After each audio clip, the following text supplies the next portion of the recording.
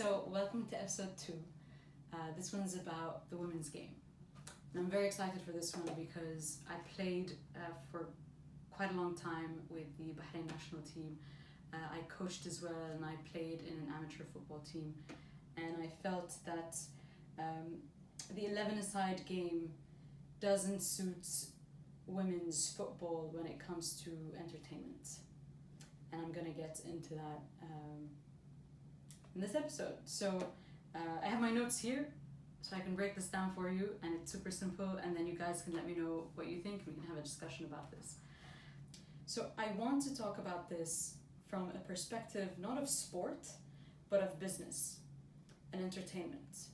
And I'd like to bring up a very simple example. If you are looking to open a coffee shop and you have quite a few rivals, you are not going to offer a product that is very similar to what someone else is offering, especially if they already have the customers, they're loyal to them.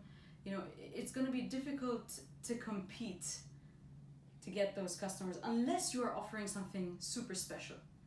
And in the case of the women's game, playing 11 aside, I think what we're doing here is we're sort of shooting ourselves in the foot, because we're trying to compete with the men to offer an equally or more entertaining game, and that's to win viewers, and that's not going to happen. The game is already set up, and you already have the viewers, and you already have the sort of established teams. It's going to be very difficult to get viewers to watch women's games, 11-side women's games. And these numbers are rising, don't get me wrong. They certainly are, and it's brilliant.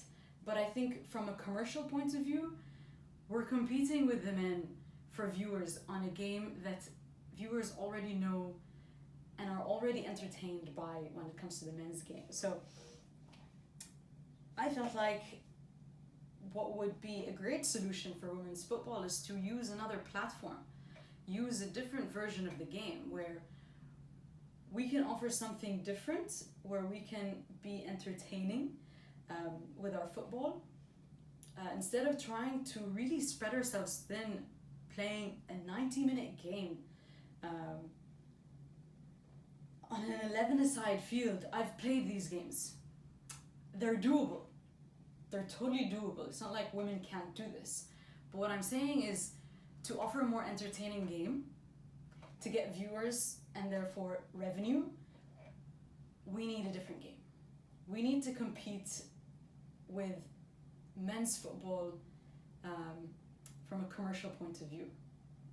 So I'd like us to think about what platform, what version of football can we play that would allow women to play at their best, offer the most entertaining game, to get the most viewers. And I would think it could be 7-a-side or 8-a-side, 70-minute games. This way, we're offering a different version of football, where even the people who are watching the 11-a-side game would be interested to watch this, because it's a different game.